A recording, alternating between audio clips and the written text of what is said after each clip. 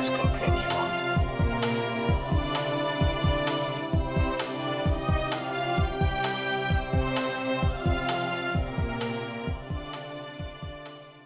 Welcome everybody to GameCast Continuum. Thank you so much for tuning in live here on Mixer, watching us on YouTube, or listening on Podbean or iTunes. We are your hosts, DC Skater Shane, Mr. Bojangles, 1984. And Drake Dangerson. Hey, we did it! Woo! 1 for 7. All right, I'm done. All right, shut it down. But yeah, here at GameCast Continuum, we randomly select some of the greatest games past and present and go into their history into detail. But before we dive into the fun, let's take care of a little bit of housekeeping for us.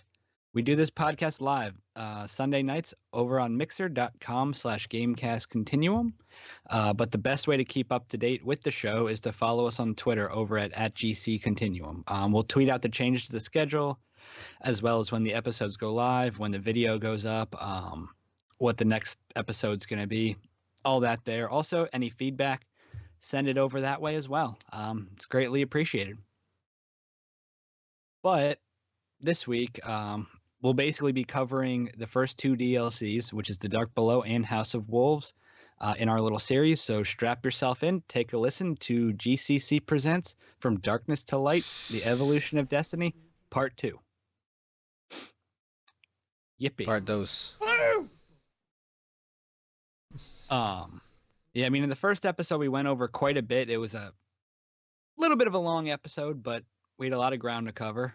Oh my god. Yeah. That editing was Horrendous.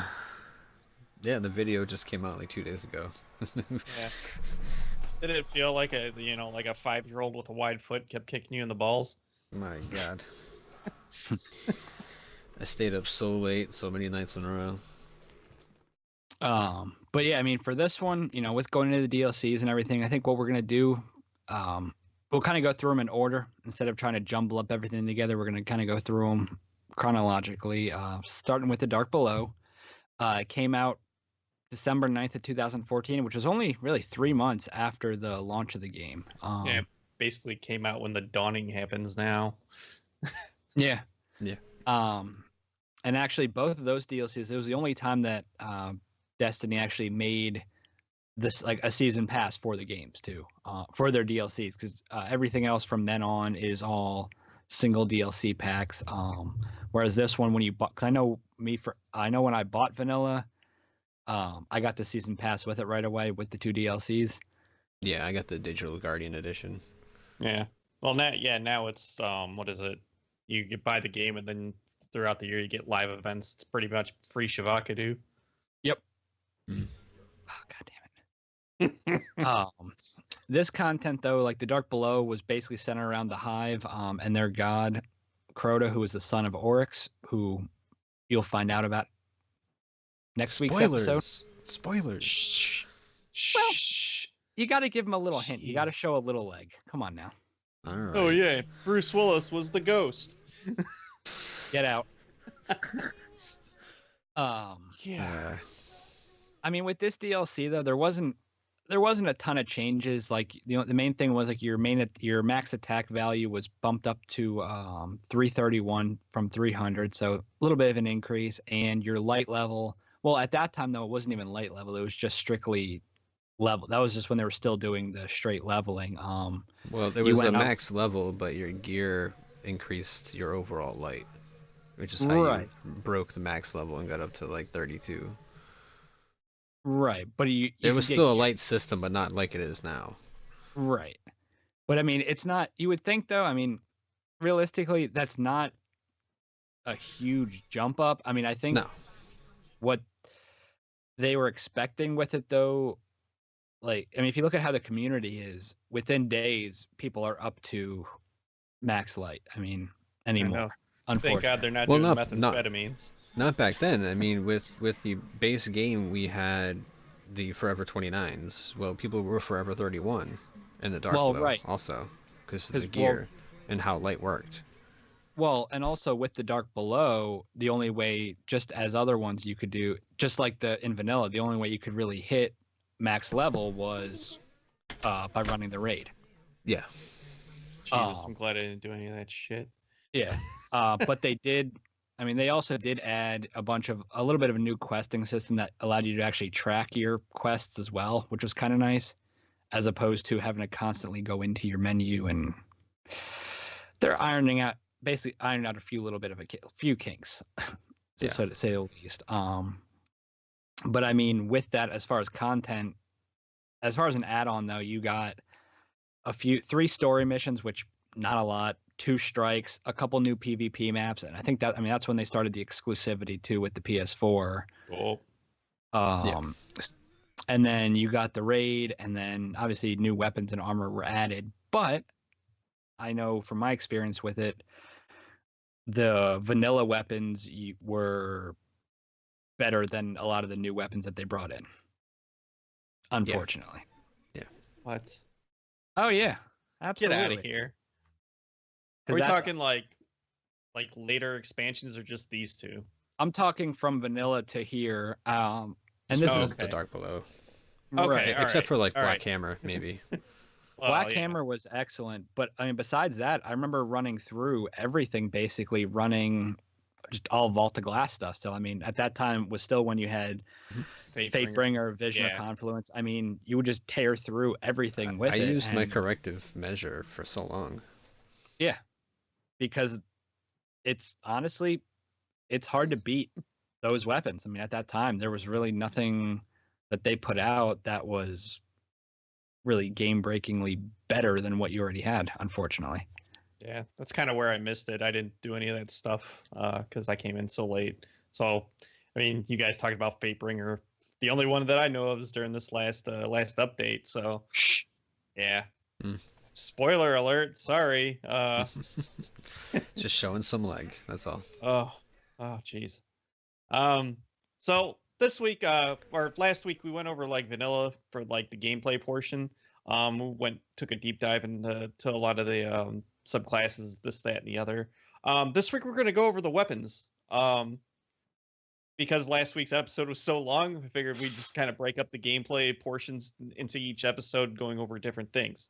So your weapons are split up into 3 categories. You have primary weapons, which consist of your auto rifles, pulse rifles, scout rifles, and hand cannons. Who are you kidding? Primaries don't exist. Shut your mouth and let me talk. In this day and age. Auto rifles are automatic rifles, so they go pew pew pew pew pew. Pulse rifles are a burst weapon, like the what was it, battle? It was battle rifles in Halo, right? Yeah. Yes. Yeah. So they just do like a 3-round or 4-round, depends on whoever it is. Bursts. Scout rifles are your semi-auto rifles. These are good for far combat. Some of them are good. Yeah, they're good for range, but some of them are actually pretty good up close if they're fast shooting. And then you have hand cannons, which when you go across the board, there's like each different one does something different. In year 1, apparently Hawkmoon was like a fucking scout rifle. Oh, Hawkmoon. Yeah. Well, like a sniper. Hawkmoon in its prime was 2 shots. Ooh. Even from across the map. Yeah, you could map somebody with it with 2 shots, because at that time too, Hawkmoon, the 2 perks they could stack. Mm-hmm. Ouch. And if Luck in the Chamber and Holding Ace is stacked, actually I think it could have been you could one shot at that time. Yeah, I believe so. You have to get really lucky. Yeah, that's awesome. They should have kept it that way. But you also had the Dreaded Thorn as well in year 1. Suros, yeah, but that was also when Suros was in its prime, and again, at that time you could knock people out across map with Suros too. Mm-hmm. So this was the first time people asked for nerfs for probably each of those weapons. Any favorites from you guys? Any of the primaries? I mean, are you talking strictly vanilla and here, or let's just go overall, because we're probably not going to touch on weapons again. Shit. For primary, I'd say probably Mida. I'm gonna high five you on that one. I think I'll say the same. Whoop. I don't know. For me, as of late, I've been I've been really loving hand cannons as of late. I mean, obviously with doing more PvP, as you know, we touched on last week. Palindrome, Iasaluna. Yeah. Can't go wrong. But I mean, as of I've been playing with Mida a lot lately though too. It's been a lot of fun.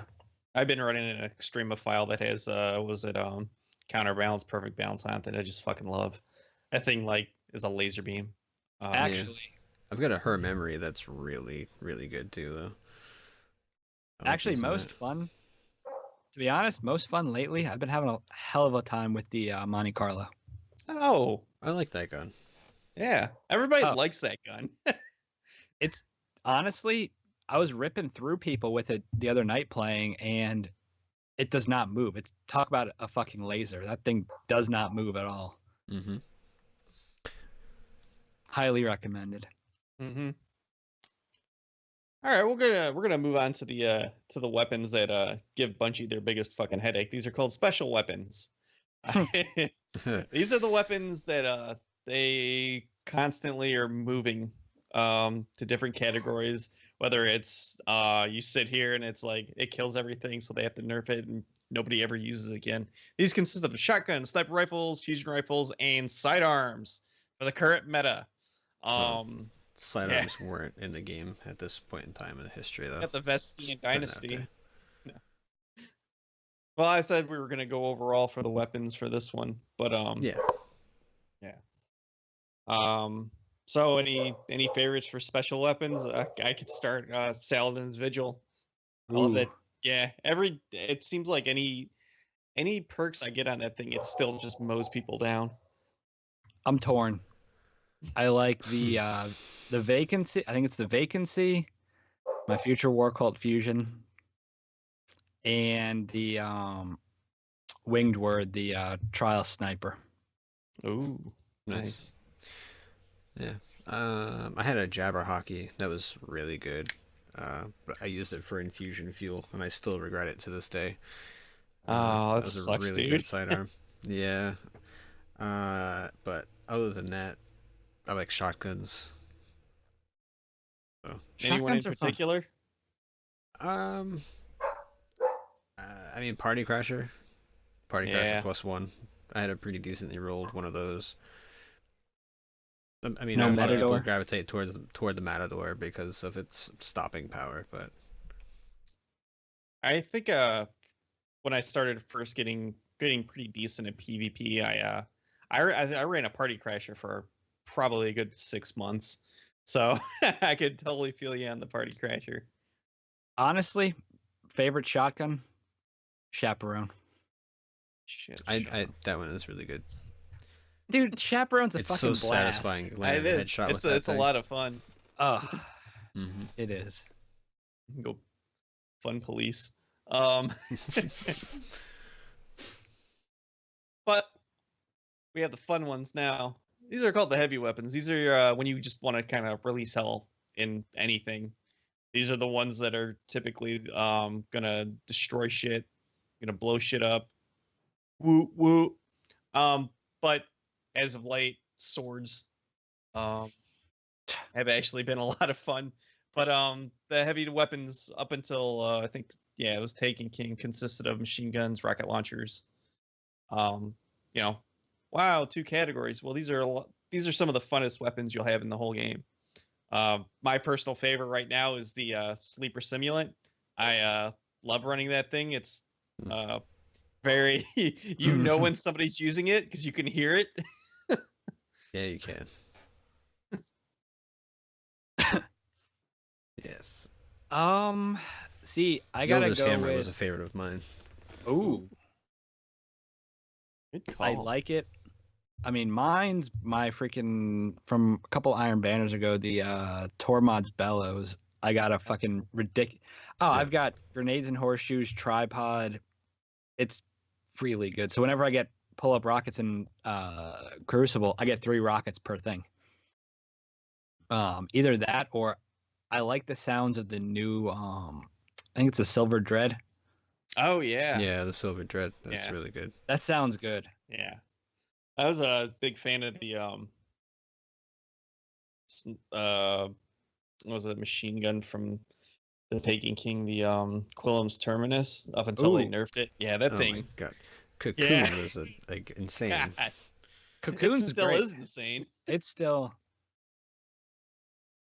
I haven't gotten any of the adept weapons from that raid, or any of the updated ones. The only thing that I'm missing is the scout, I think. But I forgot one. I think one thing I wanted to add to the special weapon category as far as a personal favorite. When you brought up the sleeper, Clancy, Queen Breakers. Oh, you asshole! I love it. Talk about satisfying. Yeah, just vaporizing a dude long range, and then seeing the little fusion rifle thing pop up. Yeah. Nothing better. Well, now that we've had our fun, let's start diving into a little bit more focused on Dark Below. Dark Below happens. The Guardians are back in the tower. Woo! We won the Vex. We blew up the heart in the Black Garden, and they had their little Star Wars like celebration where you get medals and shit, and a really shitty pulse rifle. But a lady shows up, and I always thought it was cool the way she showed up because like she was holding on to her ship like it was a horse in a stable. At least that's how I always saw it. But her name's Eris Morn. She's there to we'll get to the actual character, but she's there to say, "Oh, hey, there's shit coming. Get ready." as per usual with the NPC characters, but she's basically the bringer of bad news about Crota. What are the alien races doing? Well, the Fallen are kind of sitting around on Earth and the Moon. Actually, they're sitting around on Earth fighting the Hive, but there's no, enemy of my enemy type of situation with them, of course. The Hive, hey, we've heard of this dude named Crota. He's a god, but I mean, who in the Hive isn't? He's attempting to make his way into our realm. You're a Hive guy. I've seen you play PvP. But he's trying to get into our realm, and we got to stop him. Just like every comic book movie. The Vex, currently they're mourning the loss of their heart in the Black Garden. Aww. But they're trying to revive it using a big ass Hydra. And as per the theme of this, probably the rest of these episodes, what are the Cabal doing? What are the Cabal doing? Who the fuck knows? Playing like with I said earlier, in the sand. Yeah, they're just like, oh well, I guess, hey, you got a nice turtle shell there. Hey, shine me up, and then they put on their red, purple, orange, and blue masks and play Ninja Turtles for a little bit. Jesus Christ. No, Ninja Turtles. Stay with me. Sorry. You lost me. Nothing new introduced for the Guardians. They're still stuck with that same shitty look that they had. Oh, I want orange hair that makes him look emo. 3 months later, oh my god, I can't fucking change him. But new to the NPCs is Eris Morn, who I mentioned earlier. She's the survivor of a fire team that wiped, except for her, and she's basically saying, wipe. "Hey, Oryx's baby boy's coming for you!" Yay! Oh god, Eris. She's creepy as fuck, man. I swear to God, she's up to no good. Yeah, well, maybe. I'm sure she does things freaky with that third eye as well. Oh, she's got her eye on you. That's hilarious. But this Crota guy that we've been talking about, we're gonna get into the story portion here. So, yeah, we've been talking about him this whole time. I mentioned him briefly in the last episode as well. His name did pop up. They kind of foreshadow things in the game. But after we destroyed the Black Heart, the Heart in the Black Garden, and we go and talk to Eris Morn with her weird glowy eyes. She's kind of a Guardian Acolyte hybrid. Like, she went deep into the darkness in order to get this information that she's sharing with us now. So that kind of gives her some hope, but I still think she's just really up to no good. Like, I don't know about you guys, but it gives me this eerie feeling. She was in the dark, and after her fire team essentially shit the bed on the moon, she stole some eyes from an acolyte and put them into her own head for another eye. I mean, don't really understand how that helped her. Maybe it helped her see in the darkness. Like I'm sure she didn't scream during that whole process. No, she did it effortlessly, and just went off like a boss because she's Eris Morn, you know. Anywho, she's there. She's there to warn us about Crota, as Drake mentioned. He's coming back to wipe us out. He's a hive prince. No, he doesn't need a princess to kiss. That's very cute. Actually, he's just got a taste for killing guardians. He's really good at it. He wiped Eris's entire fire team. But at Eris's request, we go to the Cosmodrome, and we're looking for, the first disciple of Crota to kind of get the ball rolling and taking him out. The fist. Yeah, the fist of Crota, Sardon. That's my favorite one. Well, you fight the fist, the might, the will, think like the heart, and they throw a bunch of different enemies at you throughout the story. So, with that though, I remember, I don't know about you guys though, but I remember doing that mission, the Sardon mission the first time, and you kicked my ass. It really sucked because like that was really the first time, and that I can recall. Yeah, because that's the first time that they really added that the like final, I'll call it boss of the mission, actually did something different. Because I remember with him, if you got close to him, you couldn't jump and shit like that. You were sort of suppressed. It was the area. The area was like full of darkness that impeded your movement. It's also it's really scary awesome having level. that big ass knight with the sword running at you too. Yeah. He was well, you get the battle at the beginning too with the Fallen and the Hive. It's really interesting to see that because you don't see that too often. You didn't see that too often in vanilla. I mean, you'd see things like interacting and sometimes fighting, but this was an actual looked like a battle, moving against each other. Yeah. But after we kill the Fist of Crota, we are sent out to go stop the will and might of Crota, who are waging a battle against Rasputin, our friendly warmind that we ran into in vanilla. After you kill the might, we then have to hunt down Omnigul, who is the will of Crota. Her scream can give you nightmares. It's just rather high pitched and annoying. Whatever. Really she sounds like Mariah Carey. I would like an Omnigul Christmas album. Oh. You're a brave man. I am. Thank you. No Omnigul problem. sings Jingle Bells. People would probably buy it too, just because of the ties to Destiny. But after the whole fiasco of taking out Omnigul, we are then ordered to go and find the soul of Crota itself and destroy it and the wizards that are trying to empower it. Those freaking assholes.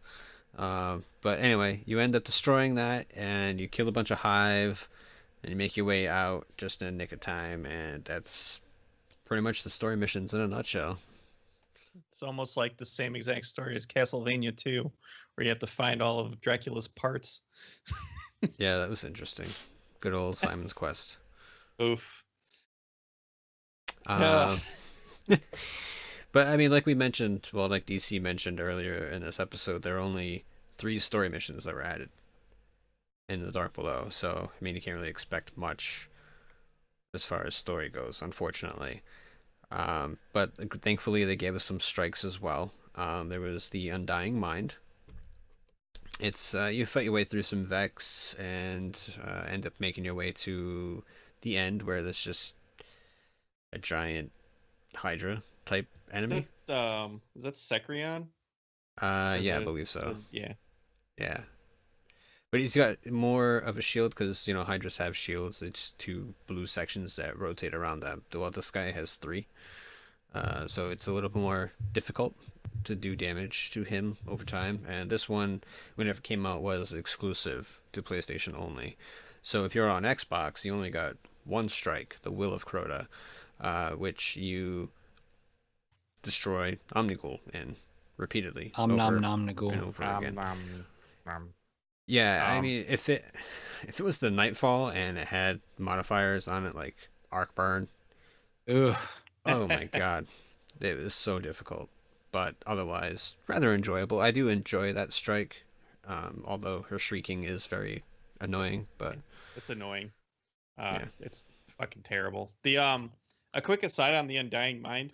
I don't know if this is the same for everybody else, but whenever you got one of those shitty missions that was like, "Hey, you got to make 7 orbs," and that was the one I always did it on because it is really easy to do it on that one because of all the precursors and like all the yellow bar Vex would show up.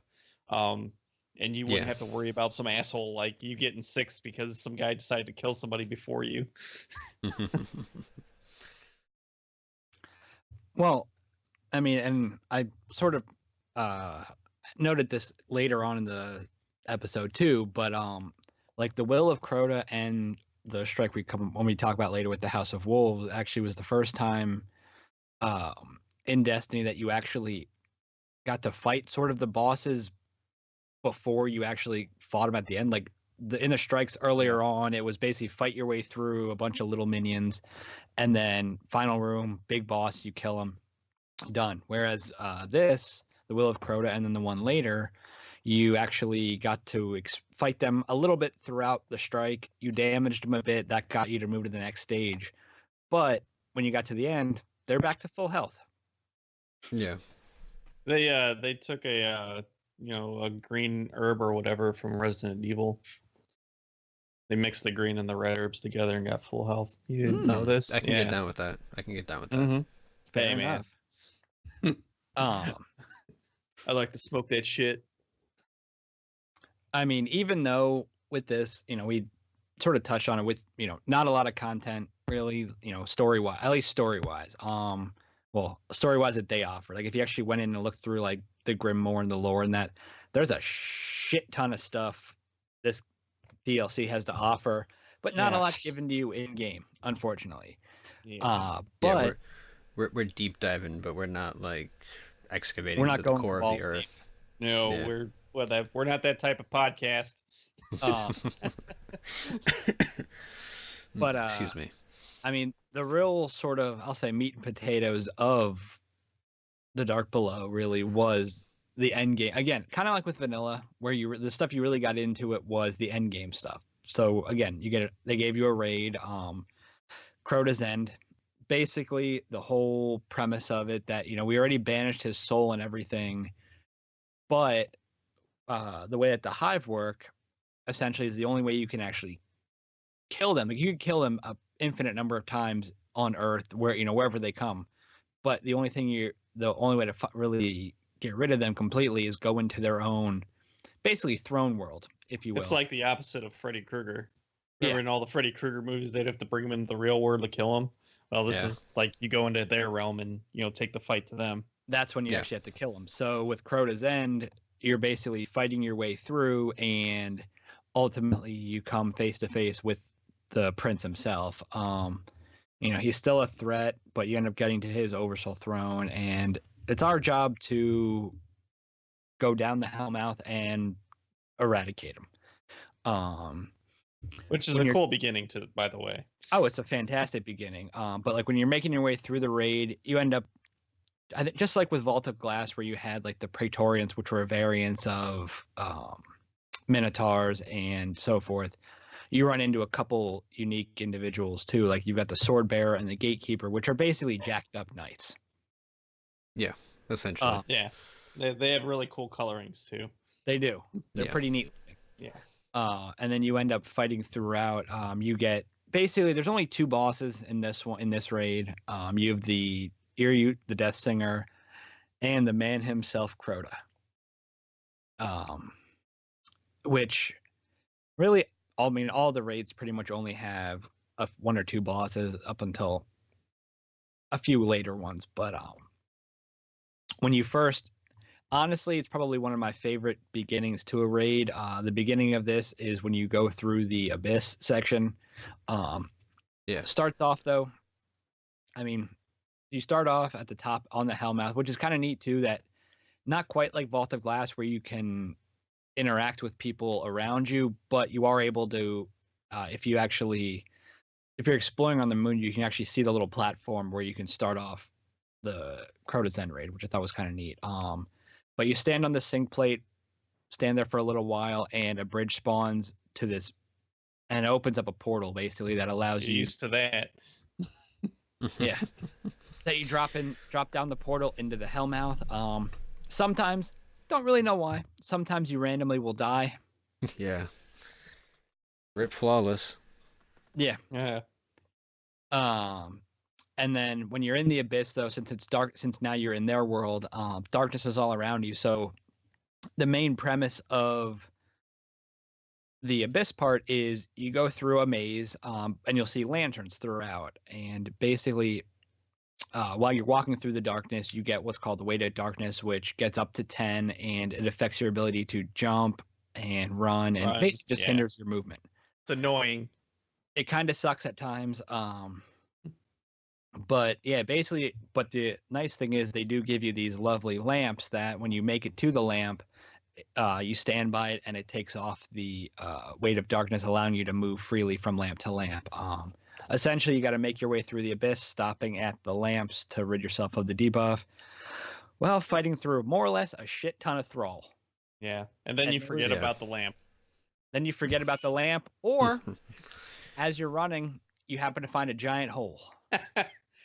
Yep. I always like to find a hole when I'm running. I mean, who doesn't? But again, not that type of podcast. Oh shit. Well, that's the After Dark special. It's okay. That's for our Patreons. Yeah. Yep. GCC After Dark. But if you manage, if your team can make it through the maze and everything, you hit all the lamps. You don't have to hit every lamp, but you make it through to the end. There's a sync plate. You hop on it because, oh, look, I need to get to the bright light at the end of the area, but there's a bridge that needs to be built. Common theme here. Yeah. And basically you stand on the sync plate, or at least you step on the sync plate to get the thing started. And when you do, a whole shit ton of enemies spawn. Yeah. All hell breaks loose. Pretty much everything that's hive related, they throw at you, from fucking thrall, acolytes, wizards, some ogres. Early on, I don't know if you want me to, I don't know if you care if I throw in stuff from where Destiny's at currently, or if you want to save that since they did re-release the raids. I mean, I don't know. We should probably save that for when they re-release the raids. Yeah. Okay. Okay. I mean, initially we can do the dawning and stuff in our final True. episode. Good call. Early on in the expansion, though, easy way to do it. There was your nice little Pride Rock. Waited for the last lamp to go. You could hop up on this one rock. None of the thrall or anything could hit you. And basically, you just snipe the ogre in the face, get rid of him, sit on the rock, wait for the bridge to spawn, and run across. Yeah, there was also a thing 90% of raid teams did is just send a Blade Dancer Hunter in there to go invisible and just run it.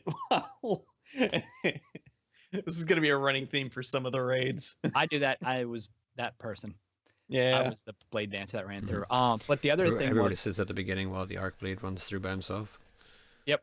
But there was the other thing too that I don't know if either of you did, where you could actually skip basically the entire thing and have none of the enemies actually spawn by jumping up after the second lamp. I've never done it personally, but I've had somebody in my fire team do that. Yeah. I've done that. It's pretty neat. You go to the second lamp, and if you can get it timed right, you end up jumping basically up to the next layer, up to the next level, and then that sucks. Pretty much none of the ads. Then you can basically just walk to the end, sit on the plate, nothing spawns. Yep. God, I hate to be the fucking tester that missed that one.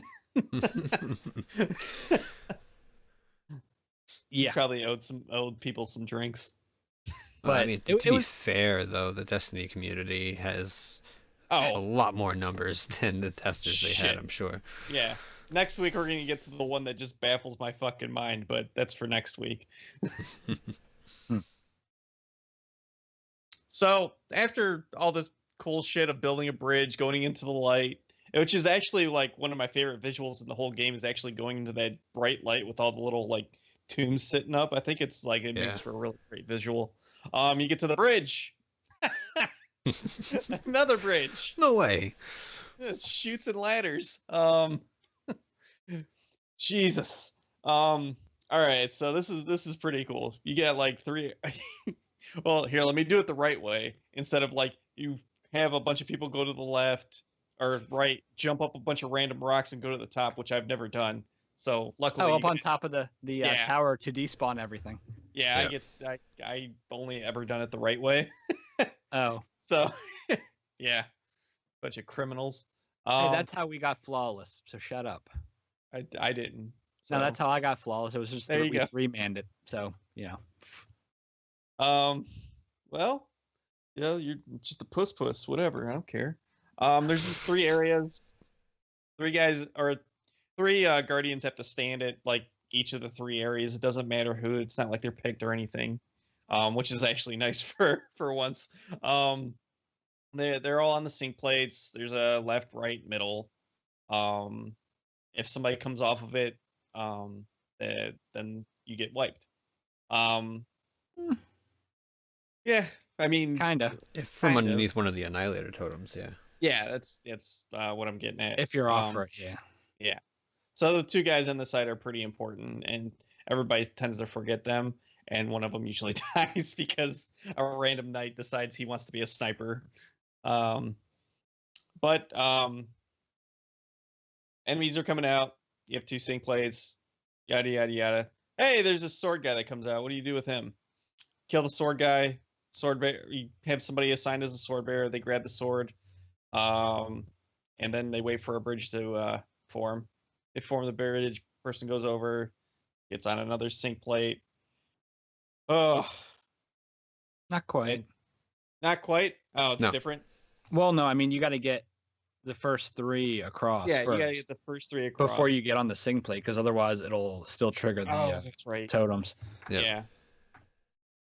I lost my spot. That's why. While holding the 3 positions, there will be enemies spawning. Kill them. Get the sword bearer. 3 people have to go over. Bridge is formed. Then it's rinse and repeat for the other 3 people on the other side. I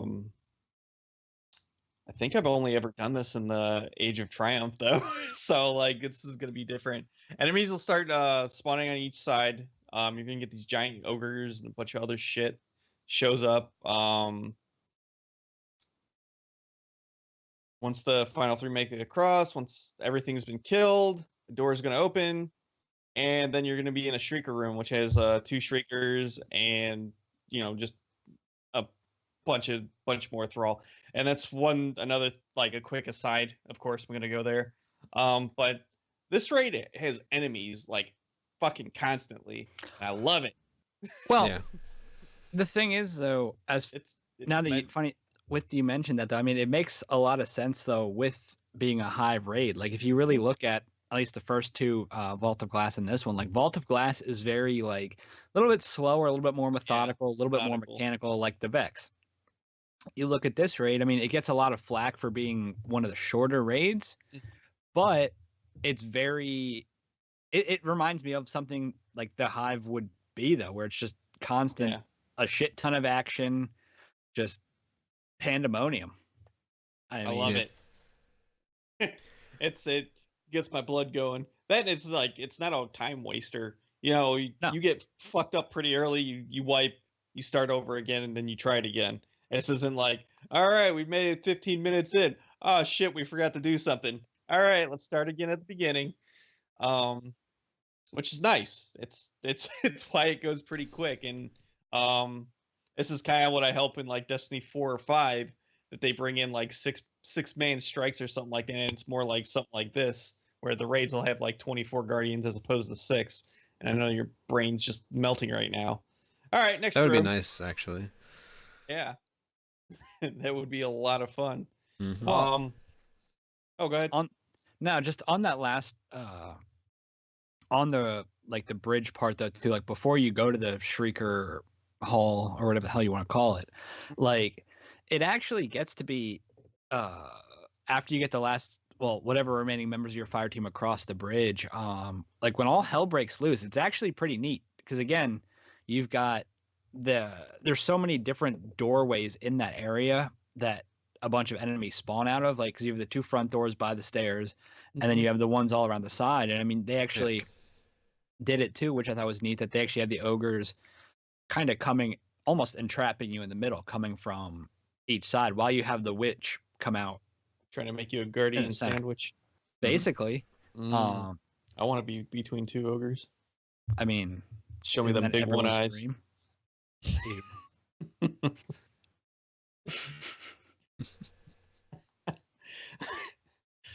Oh shit! I lost my train of thought. Looks like I'm the one. We're at Uryut, which is like hillbilly for saying Uryut. What are you Uryut doing? But this is a fun one. You enter the throne room. You're met by Uryut and her gang of fucking everything. This is another room where everything's thrown at you. You have knights in the tower. You have like 3 knights here. You have a shrieker.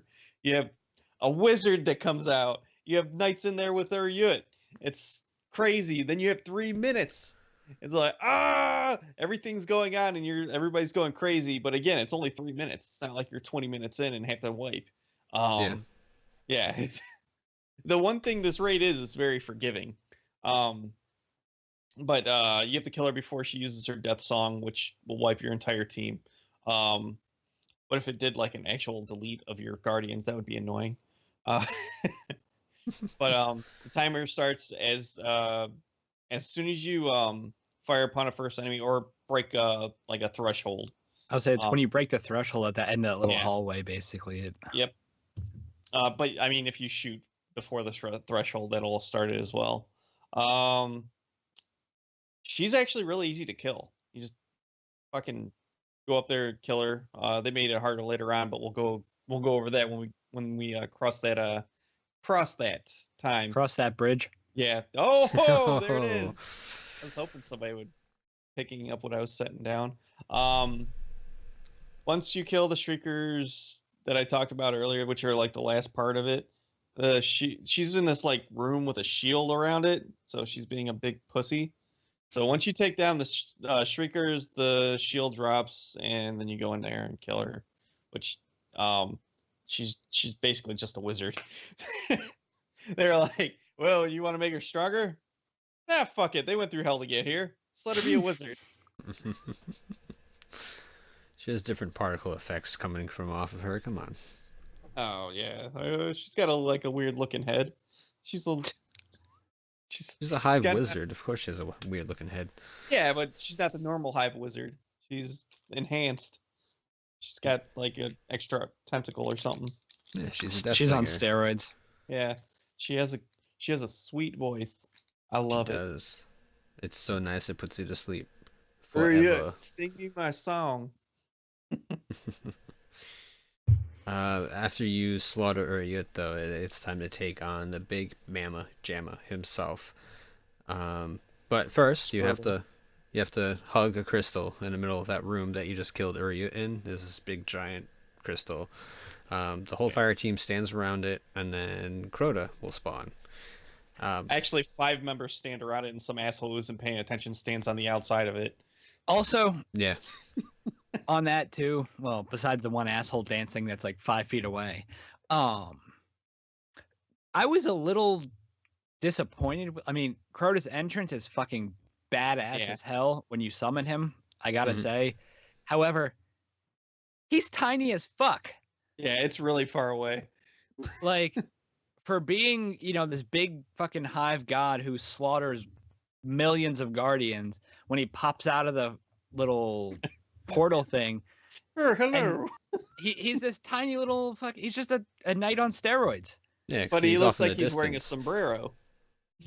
when you're standing right up next to him, he's at least twice the height of the Guardian. He is substantially large. It's just from that far away, popping out of his portal. Distance. Yeah. Yeah.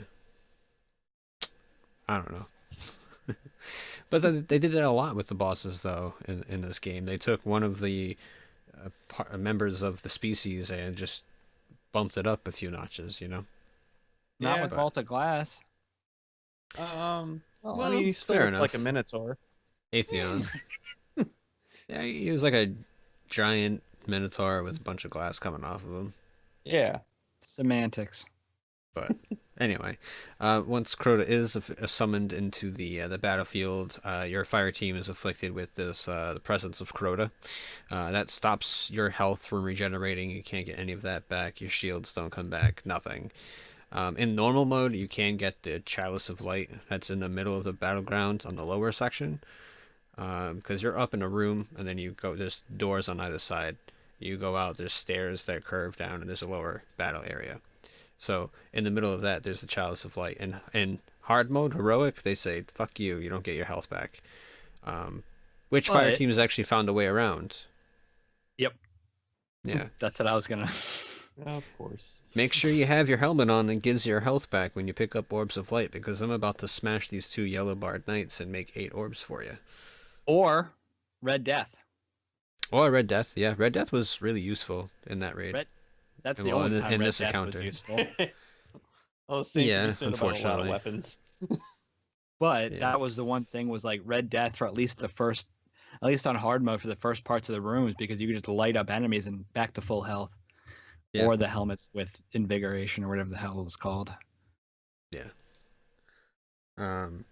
But I mean, there are many ways to approach this encounter, which of course, you know, with the Destiny community, somebody figures out the most efficient way, which is to stand in the middle of the glass pane that's on the shrine room.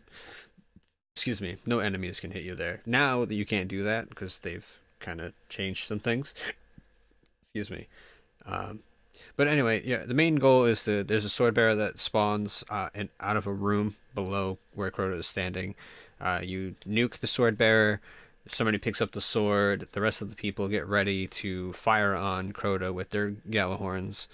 The guy with the sword says go. Everybody fires their rockets. Crota kneels. Slam, slam, slam with the sword. Run away. Wait for his shield to recharge, and then fire again, make him kneel. You just repeat that process. You can't just keep doing that though, because to switch it up a little bit, they made it so Crota will actually move from his middle position. Yeah, he crotates, as it's known. He'll stand in front of one of the doorways of the crystal room. Most fire teams wait for him to go back to the middle before doing more damage, just because that's how things were basically set up with the rocks on either side you can stand on. It's just easier, honestly. My favorite is when he glitches and actually comes into the fucking room with everybody. Oh yeah, when he runs into the crystal room and just nukes half your fire team with one smash of his sword. It's great. My favorite actually on that was when we were running it through and I watched him follow the guy when he went to jump down to the rock to get away from him on the left side. I just watched Crota jump down to the rock and fucking follow him up the stairs after. Yeah, following that bad kid. Pretty glitchy raid, unfortunately. Yeah, I mean, with that raid, well, I should continue. We'll get after you finish up here. Okay. But yeah, if one of your fire team members dies while you're fighting Crota, he summons this Oversoul. It's just like a big greenish orb that appears in the sky behind him. It will wipe your entire team unless you can deal enough damage to it to destroy it. It's before a it explodes. check usually too. Yeah. Yeah. But as long as nobody dies, you don't have to really fuck with that at all. But after several successful rotations of Swordbearer, Kneel Crota, smash, he dies, raid's complete, you get your loot, and yay! Well, I mean, what they also did though to kind of make it, again, to sort of keep you on your toes, instead of being sort of, I don't want to say boring with just constantly waiting for him to go to the middle, DPS and whatever, like after I want to say it's like the second or so phase with him, it actually starts spawning ogres from the bottom. Yeah, you get the ogres from the bottom of the towers. Yeah, which that part sucks in its own right. I mean, this is, as you had said earlier, Drake. With the whole blade dancer thing. Mm-hmm. Pretty much, blade dancers were the go-to for sword bearers. At least in most of the times that I dealt with it, because the thing was, you can go invis. You could, not only that, you could do if you set on, I can't think what the perk is, but basically you could go in, hit him with your the sword swings, drop the sword, melee Crota, you'll go back in Viz, pick up the sword, and you can stay right up on the platform without having to run off. Yeah. Which is fucking fantastic. Some would say a little broken, but it's what, a mechanic. It's perks working as they're intended. Yeah, so I mean, it's more of a feature, not necessarily than an exploit, but yeah, it makes it makes it so people favor one subclass over the others, and can kind of cause some type of animosity within the community. But you know what, though, as far as that's concerned, that's kind of the recurring theme for most of the raids, unfortunately. Yeah. Looking for certain subclasses versus others. I mean, whether it be your defender titans, your goddamn self-res smelly warlocks, or shush your mouth. Some others we'll discuss later, but get the shusher future episodes. But like, that's the only thing that's why I actually preferred running, I'll say, normal mode versus hard mode, because of with the permadeath with hard mode, less forgiving. It was a lot less forgiving, whereas like normal mode, you can run whatever the hell subclass you want, basically. Yeah, it might not be the most ideal for situations, but you can have a blast. Like, I know running through like with a striker titan, for instance, it's a lot of fucking fun. But true. Just like Nova bombing a whole group of enemies. Yeah, it's great. But you run with those like super sweaty groups, and it's like, oh well, why the hell are you running Voidwalker? Because it's fun. Yeah. I love hurling giant purple blobs of space magic and blowing shit up. Leave me alone. Well, it was also during that raid, talk about broken things with Crota's End. The sword. Oh no! Well, you had the sword that would. The sword disappears still to this day, doesn't it? Yeah, just falls all the way. Probably hit orcs in the head. But the one thing that I always really enjoyed, and they got rid of it, obviously, was like if you ran Blade Dancer, which I did because I was mainly the sword bearer in my group that I ran it with at the time. When you first summoned the crystal, like when you're at the summoning crystal, when you're waiting for those initial doors to drop down, you could use the Razor's Edge where you threw the arc wave across the ground. Yeah. You could throw that through the fucking doorway at all the acolytes. Cheating like a scion. So you could basically kill everything in that room before the doors dropped. Mm-hmm. But I mean, what I like too, though, is how they kind of not changed the mechanic, but like on hard mode, with the being a lot less forgiving, and also the not regenerating health thing, your focus changed. Like on normal, it didn't really matter, which enemies you went after because you can keep getting health. Whereas on hard, the acolytes were basically target number one because they were the projectile ones. I mean, the knights you could avoid if it was running at you, but the freaking acolytes could destroy you from just in that room because there's so many in such a small area. Yeah. I don't know. Knights usually always get my fucking goat because they can get squirrely. And it's at the least opportune time. Like, you're looking at an acolyte over here. And meanwhile, this knight's just, whoa. Or when the knight decides to, come through that doorway without, without the shield being down. Yep. Mm-hmm. Yep. When you're standing in the room, all of a sudden, oh, fuck, squirrely knight. Yep. Fucking assholes. Get back on your side. There's usually at least one rogue knight that'll just come barging into the room. Apparently he didn't get the script. Nope. Dick. Yeah, I mean the Crota fight, honestly, the thing was too, that was another one of those sort of scenarios that really kind of brought in where you had a lot more people looking for requirements too, unfortunately. Yeah, people willing to run the sword too.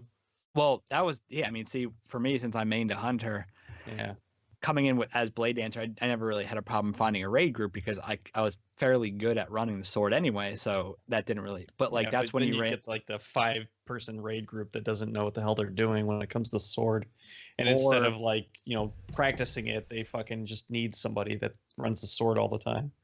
Or you look into the groups where it's like, oh well, you need Gallarhorn, you need this, you need that, and it's like, no, you don't. Well, you could also get the baby Gallarhorn with your Hunger of Crota too. Yeah, you get the Hunger of Crota, you get the Black Hammer that could take them down.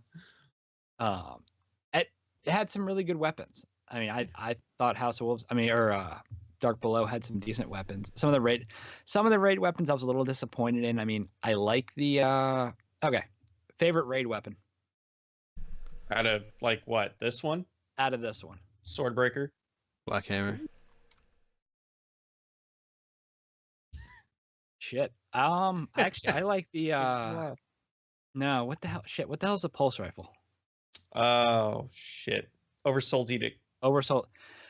I liked that's it. A good one too.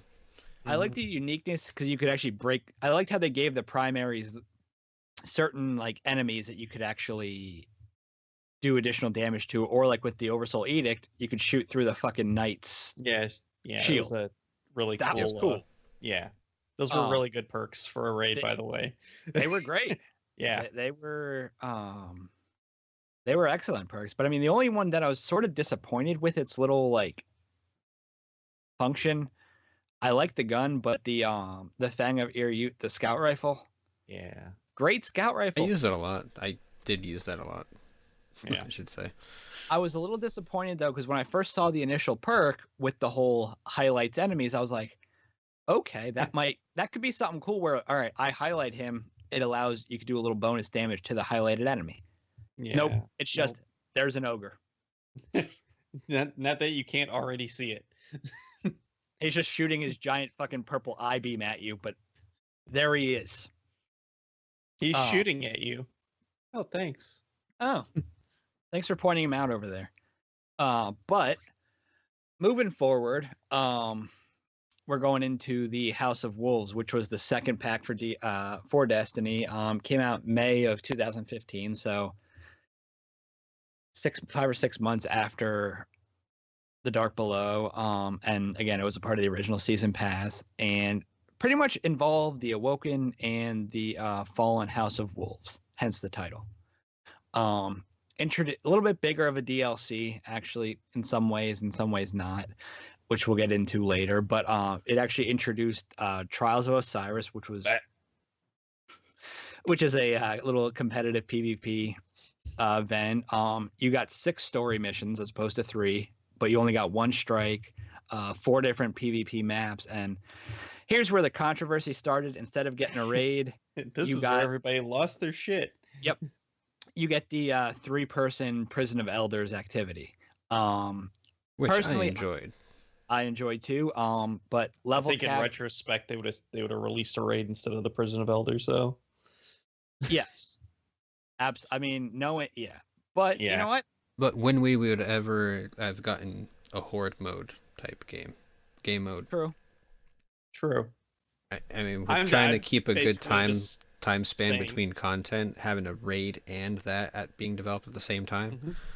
Right. Oh yeah, I'm not disagreeing with you. I'm just saying I'm sure if they had their druthers, they would have released a raid instead of the Prison of Elders. It would have probably saved Prison of Elders for like the next like large DLC or small update or something. Yeah, small update, because woof. Don't go on Reddit. Nope.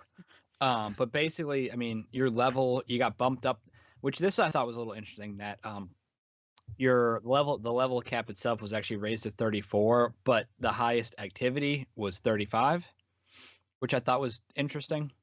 Yeah. Weren't people complaining that things weren't hard enough at that time? Well, right. Dude, it's Destiny. People are complaining. Yeah. True. You had the ability to actually ascend gear now as well, up to the maximum light level, which, again, great idea in theory, but but you had to use this etheric light, which is a little bit rare for some people to get. It was a little bit harder for some people. It was hard to get. Some people not so much. I can't not get one of those now.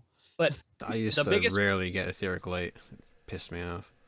The biggest problem with that, though, with the ascending gear, is kind of the problem that we're running, that you kind of ran into now, is that you could basically ascend. The weapons that they made that you could ascend was pretty much anything. So again, when I went into House of Wolves, I ascended a lot of my Vault of Glass weapons because they were such good weapons. You know, I brought actually one of the first things that I bumped up to level at that time basically was, again, Fatebringer, because hey, you're dealing with Fallen, captains have arc shields. Why the fuck not? Well, why didn't you upgrade your Vex Mythoclast? I don't remember because I didn't really use the Vex much, to be honest. You don't use it much now either. You can go to hell, sir. But you also got introduced to Petra, which you met her earlier, well, way back when they did the Queen's Wrath event for the one and only time. We kind of left that out last episode. Yeah, I don't remember even know about it. To be honest, though, I don't remember if they named her at that time. They think they did. No, I think it was. Was she the Queen's like emissary or something? I think it was just Queen's emissary. So now she's got a name to her. But you know, on top of all the cool things that they did add to it, the biggest change of all, you got a new social space. Which was basically the Vestian Outpost, aka the Reef. Nobody really goes there anymore. Except for Fridays and Saturdays and Sundays. Fridays, Saturdays, Sundays, maybe Mondays too. Maybe Monday. Or if Zer's there, but you know, whatever. Yeah. But the other thing that they did also add, aside from being able to ascend gear, they also introduced the ability to reforge weapons. Everybody gets the same weapon. Ooh. Which wasn't great. I mean, I liked it because you could basically, if you had if you were a player who, like me, who played this game enough and had a whole fuck ton of materials stored up in my vault, you could basically just constantly re-roll the weapons till you got basically god tier weapons for PvP, or mainly for PvP. Yikes. Oh, it was bad. I mean, yeah. So me running into PvP, I think like during those like fleeting months from July to Taken King, I think my KD was like 0.2 because I didn't have any of that shit.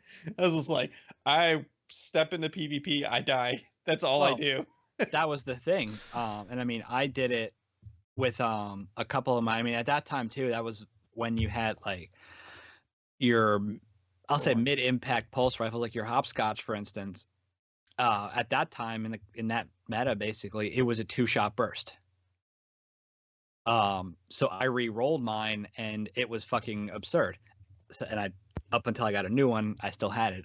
But moving forward, basically just to set the scene a little bit for House of Wolves, you get summoned to the Vestian Outpost, which is in the Reef, obviously, and because you receive a message.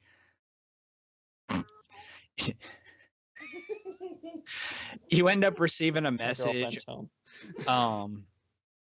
from the Queen, sent through Petra, basically, and you find out that the Awoken have been slaughtered by the House of Wolves, which she was actually in charge of. And a fallen captain named Skolas took control of the House of Wolves and wants to unite all the fallen houses once more. Yeah. And we actually hear about the 9 a little bit in this too, but you'll have to go look at your online grimoire.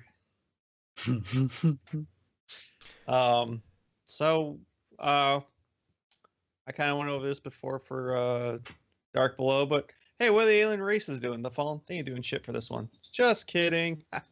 The main focus, the House of Wolves. The Fallen have many houses, and one of them doesn't have one. Loser. And we find out more about Marisov, how she was in control of the house, how a captain took control of them and wanted to reunite the houses, becoming the Kell of Kells. It's like the Triple H of the Fallen. What are the Hive doing?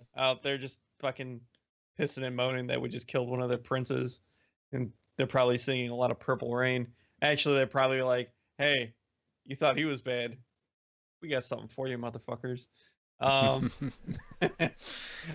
Vex, what are they doing? They're sitting around playing with their butts in the Vault of Glass while Skolas starts trying to steal their tech.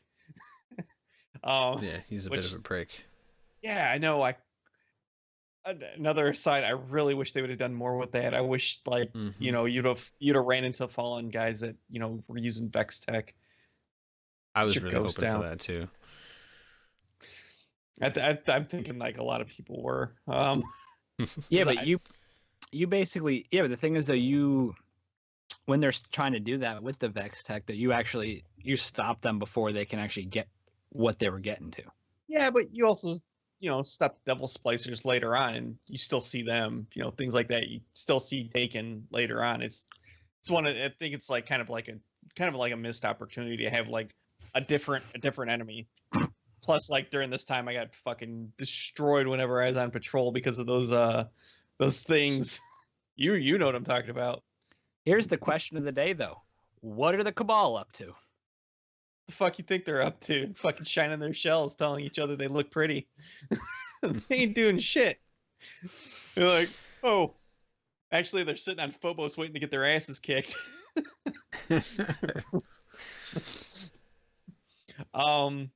So, what are the NPCs doing? Well, we're going to be focusing on the Reef people. Those people. You got Marasov. She's still the queen. And she's in charge of the House of Wolves. And you get to learn like how all that happened through some of the story and most of the grimoire. You know what, though? Also online. On that, to be honest, though, with her, I was disappointed as hell that you don't actually see her during the story at all. Yeah. Like I expected for the voice actress. Well, the thing, like, honestly, I was almost expecting, though, after you actually beat the story and do all that, you return to the Reef, I was expecting to see her come out of her chambers over there or something. And it was just like nothing. Oh, yeah, the two guards just standing there. Yeah, but like all the time. Yeah, but cool thing about those guards, though, if you actually walk near them, they snap to attention, and if you walk away, they go back to. Yeah, it's a nice little Easter egg. I noticed that like pretty early on because me being an idiot, I was like, oh sweet, I get to go see the queen. I hit the door and they just snap to attention. I'm like, all right, well that was cool, but can I go through the fucking door now? No. Yeah, we don't hear too much from Prince Douchebag. He's probably off like combing his hair or something, but he's also trying to get intel from Skolas with his little birdies. And then we have Petra, Venge, Pet's Revenge, Pet's Revenge, Secret Life of Pet's Revenge. She's the queen's emissary. She's the quest giver. She's like that NPC that says, "Hey, I got stuff for you to go do. Come talk to me when you're done with it. Every time you go to a planet, come back and talk to me." God, she's so fucking needy. You met her back in Vanilla during the Queen's Wrath event that we didn't go over, but it happened like over the course of a week maybe. So it's like it's kind of a blink in time anyway. But this is where you actually she's back. You find out a little bit more about her and why she works with the king, and she also aids in stopping Skolas. Saying, "Oh hey, what's up?" Oh hey, what's up? Yeah, pretty much. It's but then you have also in the Reef Brother Vance. He is he's kind of a a guy that just stands there with he's there for Osiris, who I'm going through IMDb today. I found out they did have a voice actor for Osiris, but you never fucking talk to him, which is just boggles my mind. But well, if you remember from our previous episode, Osiris was supposed to be in the vanilla Destiny. But yeah, he was supposed to be there. Unfortunately, they kind of wasted their funds on somebody who hard work voice acting. But Brother Vance is there to say, hey, go into the trials, get 9-0, and go to the lighthouse.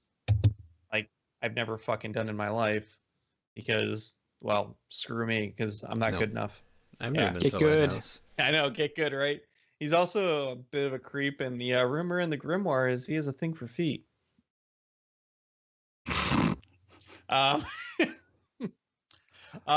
We also have Barracks. What's up, man? Well, no, you were talking about the stuff with trials, which I'll touch on later in this section here too. It's better that you do it than me. I like to rush. I can't help it. I like to run. I don't like to sit back with a sniper rifle. So tell me about Varix. Well, he has a bit of a problem.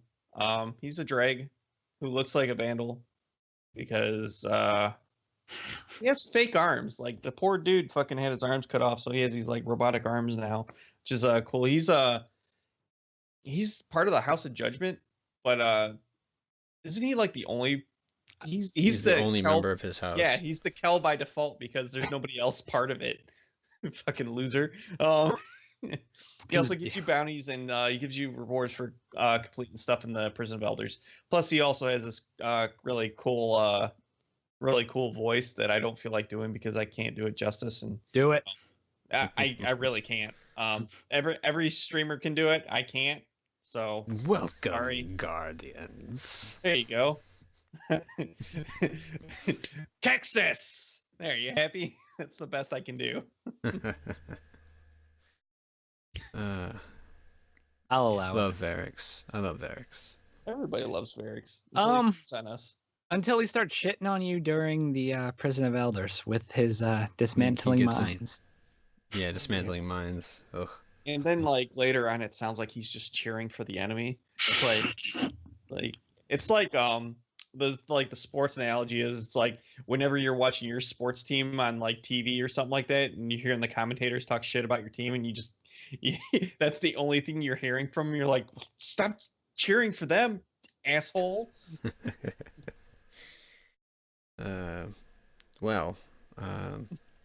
I guess the story portion here of the House of Wolves, as you heard, we do revisit our old friend, Miss Mara Sov, Queen of the Reef.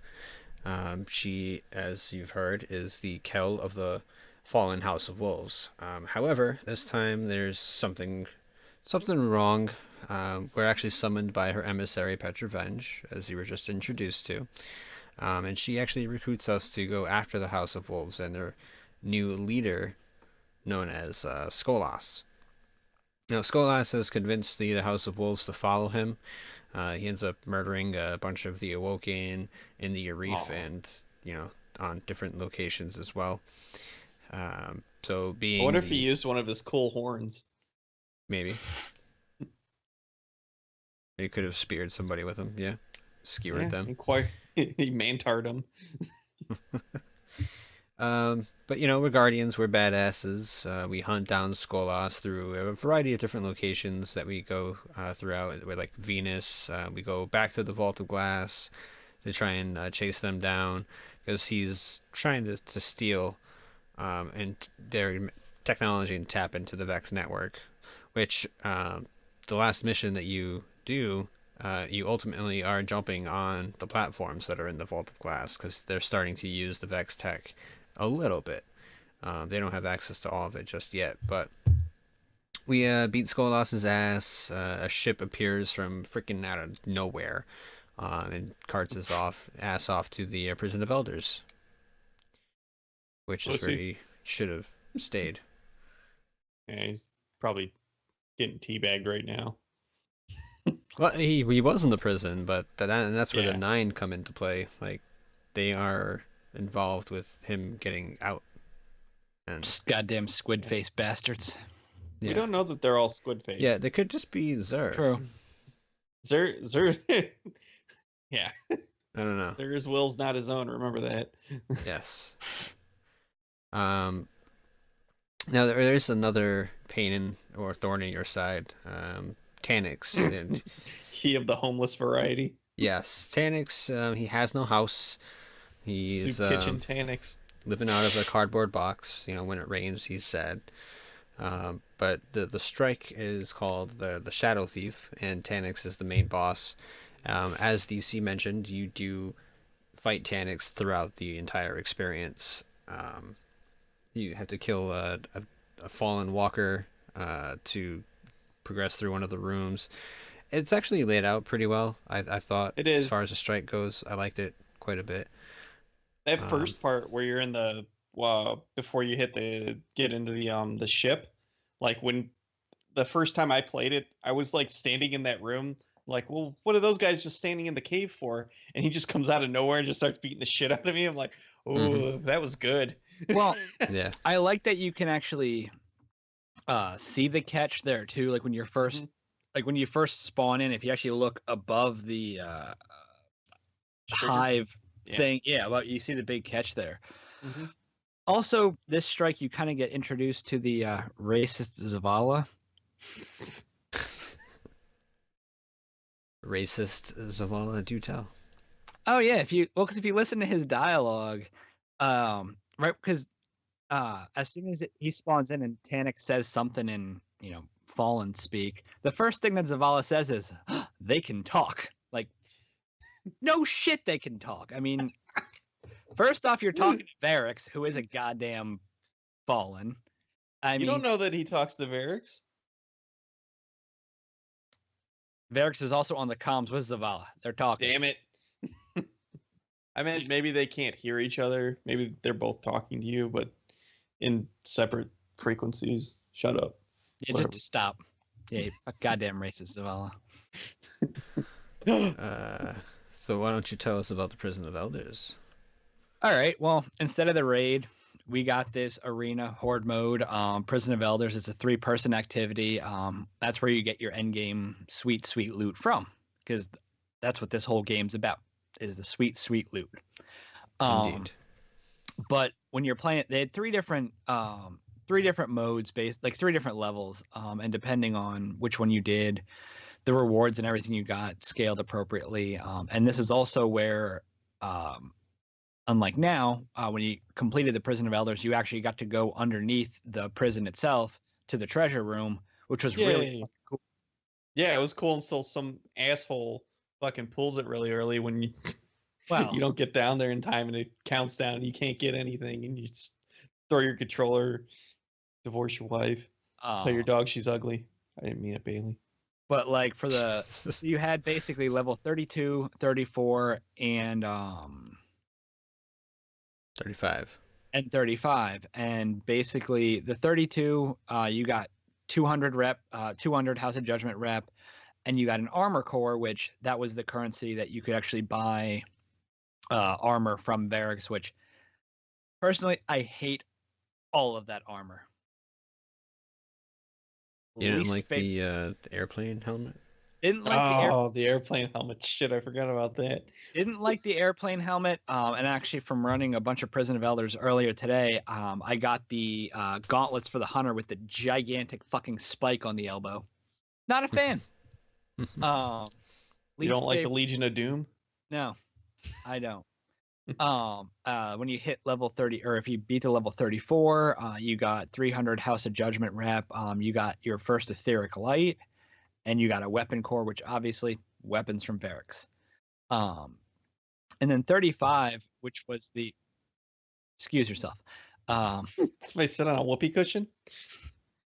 35 was the one called Skolas's Revenge, and basically managed to take down the big bastard. You got 500 rep for House of Judgment, sizable reward, an armor core, a weapon core, and the etheric light, which you could actually. What was kind of neat though too with the etheric or the armor cores and weapon cores, you could either buy one or the other, or you also had a third option where you could use an armor core and a weapon core and get the it's called the Judgment's Chance, where you basically had the where it basically was you either got RNG'd. Yep, basically. Yep. And so then going into it, you had the. I don't know why I wrote 28 there, but basically you had the low level one, which was matchmaking. It was all randomized with what you went in. Just go in, kind of have fun. Had some time to kill. You can go in and do that. Then you had the 34, which that you needed the fire team to go in, and actually it rotated 5 different bosses on a weekly basis, which I thought was kind of neat. Each boss was a little bit different, and it could drop some of the end game gear and everything like that. And then the last one, obviously, which is the 35. Skolas's Revenge stayed the same, but you had different modifiers. Cool. Light switch. Light Switch was a bitch. Fuck Light Switch. I remember playing it week 1. It was Solar Burn. Yeah. Not good. Yeah. Gjallarhorn or bust. But then, but even with that though, unless you got the timing right, the thing was a bitch and a half to beat. His Scorch Cannon would one-shot you. Yeah. You had and to pass the football too. Yep. You had to pass the taint. Yeah. Mm-hmm. Literally. Yep. And the thing was, like with the Skolas's Revenge, that they actually ended up patching it sometime later on, and they got rid of the. I think they ended up getting rid of the burns then. Yep. Which was kind of nice.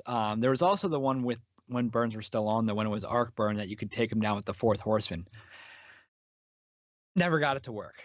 I never got the Fourth Horseman year 1. I had the Fourth Horseman, but you had your team of Fourth Horsemans with bubble and yada yada yada. And you kept popping in and out of the bubble, taking them down. But that all went away, which was kind of nice. Yeah. Moving forward, and as I mentioned earlier, you had the Trials of Osiris. Get good noobs. Pretty much, it was your sweaty PvP competitive game mode. However, compared to now, year 1 Trials was in some ways, it could have actually been a lot easier than Trials currently. I will say that. It's because the meta was still broken. Well, no, not even based on the meta. Mainly partially because of the meta, but also because of the way that they did matchmaking. Because right now a lot of it's based on your card score, whereas initially that was when they were still doing strictly connection based matchmaking. So you could get fucking lucky as hell and get 5 or 9 relatively easy matches going through. But that was also when you could basically 2-tap and walk away with Thorn. Oh yeah. But that actually Trials though it did introduce 3v3 elimination, and basically the whole purpose was you had to go 9-0 on a scorecard to get to the lighthouse, which was an exclusive little social space. That once you went there, you could actually go back too. Like once I went there and went flawless, I could actually in that weekend yet go back up and just hang out there if I really wanted to. But they made it with Trials. You could only do it. It was only around for a limited time each weekend. So it was from basically Friday to Monday. There was some, and that's where you got that's where they also introduced your, what they did for Trials to sort of switch up the loot a little bit, which I thought was kind of neat, was you had your normal weapons and you had your adepts. So like the normal ones you get from bounties, which were still decent weapons as far as your pulse, auto rifle, whatever it may be. But then you had the adept, and the adepts were your elemental versions of the primaries. You had some good shit from there.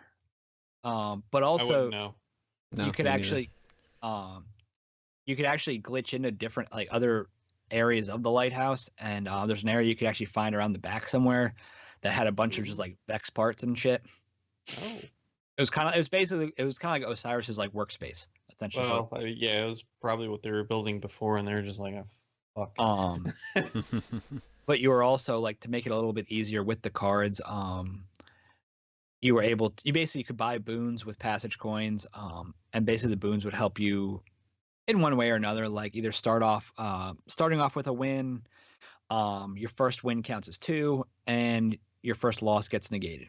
You can still do it. You can still do it with Trials now, but now they made it that you actually have to do it before you go in. Like before, you could actually, as you're flying in or whatever, you could put your boons on.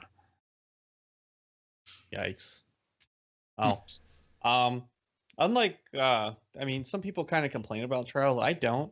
I'm totally fine with, me not being able to do like a harder mode. Like, was it like some games have like the ultra hard mode? If I can't do it, I'm no big deal.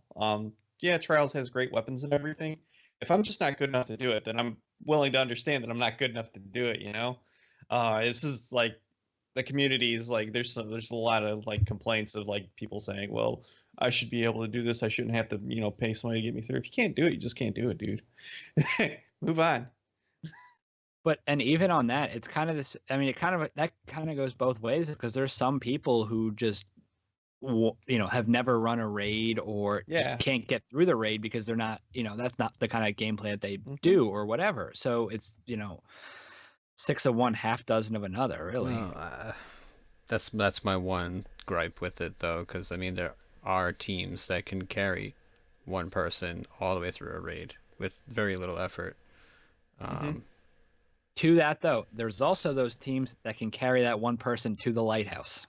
This is true. Or that one person that can carry 2 people to the fucking lighthouse. Yeah. Yeah. Cheers, mate. That's so. I mean, you fucking win everything.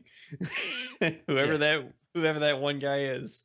So I mean, that's kind of a. You can. I mean, it's always a fun debate. Yeah. Either activity you can be carried through. It's very true. I mean, to me, it really just boils down to anybody can learn mechanics, anybody can execute good gunplay, anybody can do a raid. Not anybody can make it to the lighthouse. No. And especially now where you're just matched up with a person with the same card. Well, if you're going against it, they're not going to match. You could match up with somebody with a 0.2 KD or somebody with a 3.0 KD. It don't matter.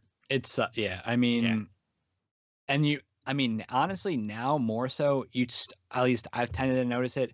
It starts to get really sucky. I mean, sometimes you get the first fucking game on the card that's absolute shit because there's another team, really good team coming in, at that same time. But besides that, usually it doesn't really start to get, I'll say, sweatier, at least in trials currently, up until usually it's 4-ish wins.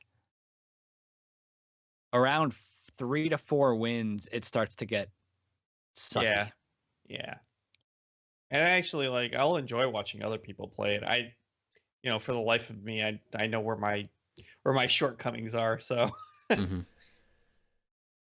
but there's not too many interesting facts. This is a really cool one though for the Dark Below. I actually knew this one without even looking it up. Somebody was doing a video talking about WoW, and they were like, for some reason, Blizzard has actually trademarked the name The Dark Below, and I just started giggling. I was like, he doesn't know. And the videos from before this actually came out, but yeah, because they're or Blizzard's under Activision, or they're a partnership. Activision had Blizzard trademark the name The Dark Below to kind of throw people off, and it ended up being the name for the DLC for Destiny. So that's it's really, at that time, it was the only link. Now there's a few other links, but we don't have to go into that. Nothing to say for the music. It's the same. It's epic, awesome, really well done. Same team at this point, yeah. Yeah, same team at this point. They're probably all loving each other, whatever. Voice acting, 2 new ones. We have Morla Gorondana. She's actually well known for Eris Morn. She's done a few things. She's did some stuff in BioShock 2 and Call of Duty Black Ops 3. She was a character in there, but this is she's known the most from. If you ever get a chance, there's been a couple times where she's done the Eris thing sort of live. It's pretty neat to watch. Yeah. She did the raid along, didn't she? Or no. She did one of the Bungie streams. Yeah, she did one of the. You can go to Bungie's YouTube page and find it. Her and the actress that does Mara Sov were both on there, and you can see a very uncomfortable moment in the middle of it when somebody releases some information that nobody knew. Yeah, that's my favorite part of that stream. But also, you have the voice actress for Petra was April Stewart. She has done a ton of games, but you would know her best from South Park. She does the voices of Wendy Testaberger and Leanne Cartman. Okie dokie. Some cool behind the scenes shit. This is coming from Kotaku's Jason Schreier. He had a contact there for a while that would give him some of the inside scoops. But the Dark Below was completed in 9 weeks, which some people said the DLC felt like it was rushed, but fuck, 9 weeks to create a whole DLC and it a raid. Depends on where you get the information from, because other sources say that it was just rebooted 9 weeks prior to the launch. Yeah, well, it wasn't that they did it from start to finish in just 9 weeks. Similar to vanilla, they had to reboot the expansion itself. Sucks. Yeah, common thread in year 1 of Destiny. Yeah, but yeah, getting all that stuff done, including like, which they probably had like a lot of the code already done for the raid and everything, but no, I think it's still pretty impressive what when they pull together, you can see what they can do in a short amount of time, which is true. Like Rise of Iron, we'll be covering next episode. No, sorry, final episode. My bad. Sorry. Jumping the gun. So what are y'all's experiences for this for these DLCs? I mean, I played the crap out of, well, even to this day, I mean, I basically played the crap out of these expansions. House of Wolves, I think for me was more fun because that's actually what got me into PvP, to be honest, was during House of Wolves. Because fun little story about that. Like, I never really played. I mean, I play PvP every now and again, but I never really got into it too much as far as like really going through like, you know, optimizing loadouts, finding better weapons, you know, all the shit I do now. But the one day when I was playing, I finished up all my stuff in the, you know, all my weekly stuff. And in the tower, I had gotten a random message from somebody asking to help with the Nightfall. And I'm like, you know what? I was just putting shit in my vault, and I was like, you know what? Fuck it. I'll give him a hand. Do it. Yeah. So I did, you know, invited him to a party chat and everything. Start running the Nightfall, get to talking, and PvP stuff comes up, and he asked about, you know, trials, and I was like, I've never really touched trials. You know, I don't really play a lot of PvP, whatever. And he's, you know, found out like him and his clan that he plays with basically run trials every week, every weekend, you know, pretty much going to the lighthouse every week. And he's like, you know, if you want, you know, since you're kind of helping me out with this, next time we're on, we'll help you, you know, we'll get you to the lighthouse. I'm like, all right, cool. So, you know, I ended up getting, you know, adding to my friends thing and stuff. And I started actually playing with that group and ended up going to the lighthouse in year 1, I'd say probably like 7 or 8 times. But just from even playing with them, you know, playing with the better players and all that, like I started sort of even just asking them like questions on, you know, what kind of weapon roll, you know, things to look for. And then that's when I started re-rolling weapons to try to get better weapons to actually be able to try to help them out. And it actually started making me a better player just because it actually sort of got me got me kind of engrossed in the Crucible then, because I actually started to understand it more. And then like Prison of Elders was fun. I mean, I enjoyed it. I like the three player activity. It was a lot easier than trying to get a raid together. I don't know if any of you guys had the fun experience of pulling out the cable with Crota. Yeah, once. Yeah, it was interesting. Yeah, I did that. We did it once or twice just to see if it was one of those things of, all right, this is new. Let's see if you can do it. And the timing was a little weird, I thought. Because there was a times when you would disconnect and do all that, and you just hop right back up. But yeah, I thought that was fun. But what about you? What kind of fond memories do you have of Jesus, this? Stephen King, let us talk. Fuck off. I enjoyed kicking Crota's ass in the Dark Below. It was a glitchy raid, to say the least, with the swords disappearing and Crota going rogue and just killing everybody in the crystal room. But it was fun. It was a good time getting through all the hive. We're just working as a team to progress through the fast-paced action of the hive, just throwing everything at you. Skolas and the House of Wolves, man. He was tough. Like, one of the hardest things to do in the game at that time. Some people do actually say that Skolas was the hardest thing ever in Destiny to ever come out. But pretty sure they're right. Yeah. I only defeated him a couple of times. I did actually get the ship to drop one of the times that I did down him, and I was pretty excited about that. And I still use that ship to this day, every once in a while.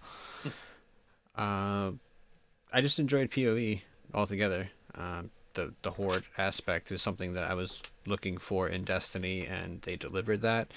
Do I wish they brought a raid as well? Yeah, but it is what it is. They waited 2 expansions to bring that raid in. Well, I was a little disappointed with the ships though, like, because they have the really cool. Well, the one that you get from Skolas versus the one that you get from Petra for hitting rank, whatever the hell is with the Queens.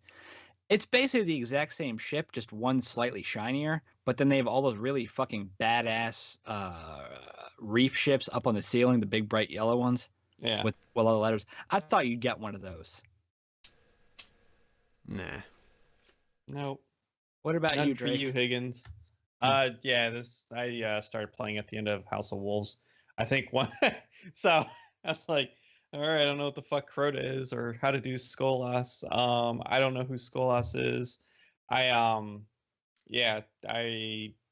kind of would have stopped playing this game had I probably not lucked into a clan, because up until this point I had no idea how to contact people or anything.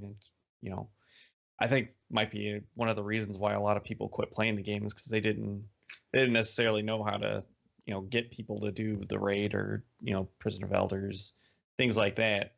So kind of a sad fucking story, and hopefully they fix that and make it easier, because I had to go on like a subreddit. I had to go into LFG. I was just like, why do I have to go into all these things? Then I realized later on you don't want to go into a raid with just regular ass people, because well, no, but there's a lot of people out there, and you get match made with people in PvP. No big deal. They don't play the objective.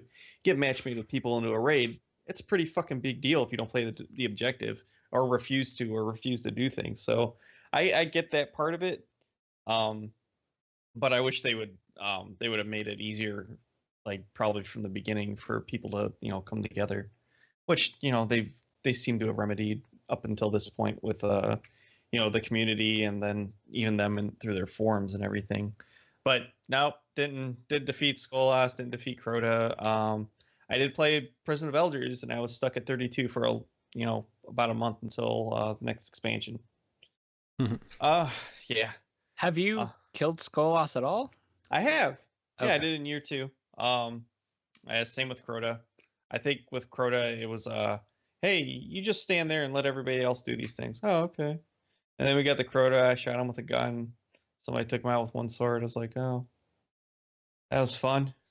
It was until later on where I actually got to play it at relatively the level that I was at, which ended up being pretty awesome. But yeah, up until that point, it was just kind of I don't want to do Crota.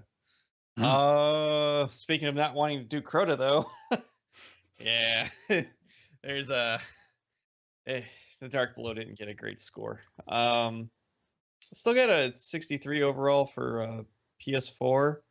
I mean, they were relatively positive, but you're hovering around that mid range, and for Xbox One is 59, which 60, anything above 50 is good. But we're still in the D range for the PS4, and you have to tell the teacher that their pie looks nice or something like that in order to get a D- for the Xbox One. So yeah, they weren't received well, probably because of content and shit. I don't know why, because I never really had a hands on with it, but when I played it, I thought it was fine. But I still play the game. I'm not one of those people. Yeah.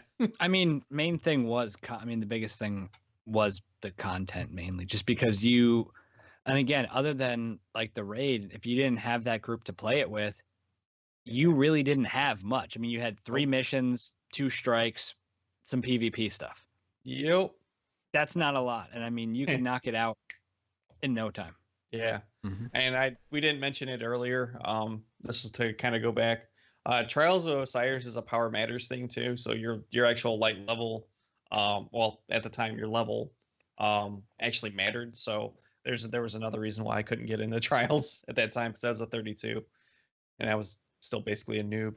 House of Wolves, 72, 71, they're on the uptick. People saw that this was that they were Bungie is starting to pay more and more attention to the community and its fans.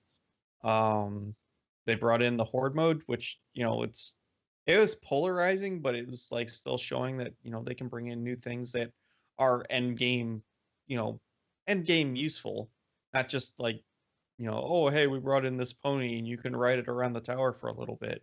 No, this is like an action. Yeah, no, I really Tower pony. Yeah, tower pony. But yeah, I mean, people were already seeing an uptake on it, and you can, so was Bungie, gladly.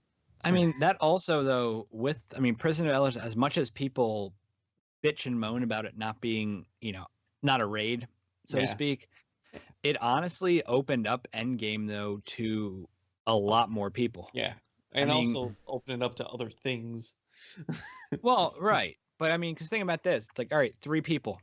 It's a lot easier to find, say, 2 friends that you play with, because most people, not all, but a lot of people will play with at least 1 or 2 people possibly when they're playing the game. Losers. So I mean, you just you can round up 2, or if you're just trying to find 1 other person, it's a lot easier to say LFG 1 person. Yeah. To do that, and for the most part, I mean, it's pretty self-explanatory too with Prison of Elders. You go in, you kill the boss, kill the ads, you dismantle the mines, or you do the other fucking mine thing, destroy mines. Yeah, people weren't fucking picky about it like they were the raids too. Like, you have to have these things in order to do like Skolas. I'm sure they wanted people to have like solar weapons and stuff if it's solar burn, but it wasn't like, all right, well, you need to have a Galahorn and you need to have at least completed it 3,000 fucking times. 800 credit score, Yeah, oh hey, we need your Grimoire score too. All right, get fucked. Anyway, yeah, you people are the ones that make this community hard to get into sometimes. Yep. Remember, you're driving people away. There weren't like a lot of problems with these other than content, which is going to be a running theme through all of these, like every single one. It's just like sometimes it is the I think I did the analogy last week with the buffet. Sometimes people like to go to the buffet and get 3 or 4 plates. Other people like to go to the buffet and get 1 plate of every fucking thing, and it just stacks it up and eats it in one sitting. Either way, one person's going to be shitting their pants. But anyways, what? But also another thing they were talking about was like some of the missions were just running old missions in reverse, which is what it is. They're reusing code.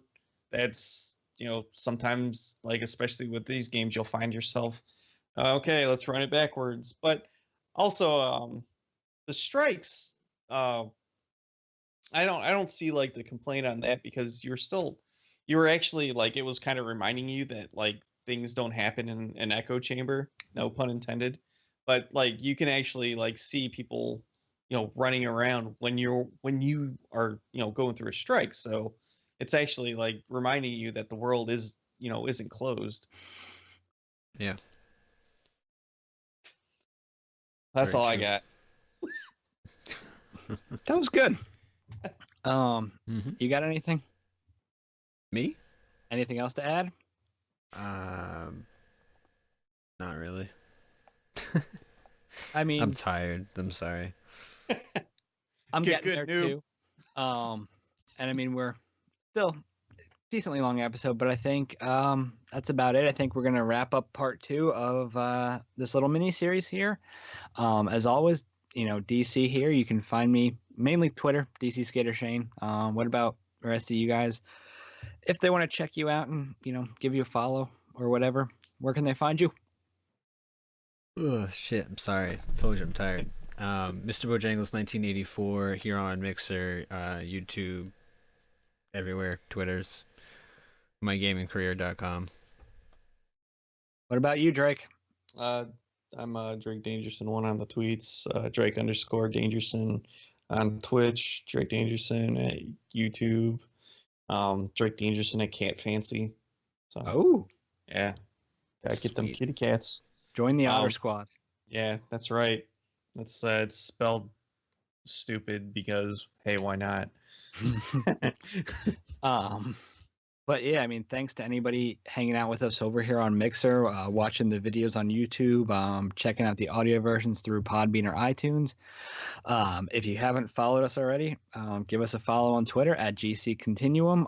Subscribe to our YouTube channel as well to get the video versions of each show, to check out the shenanigans and everything. Lastly, any feedback, either send it to our email at gamecastcontinuum@gmail.com or tweet at either one of us or at the GC Continuum one. We're looking to improve the show for our listeners. So any kind of feedback is really appreciated. But other than that, thanks again, everybody. Tune in next week for part 3 of this exciting miniseries, and we'll see you again next week for another exciting installment of GameCast Continuum. Woo! Peace out, everybody. Later.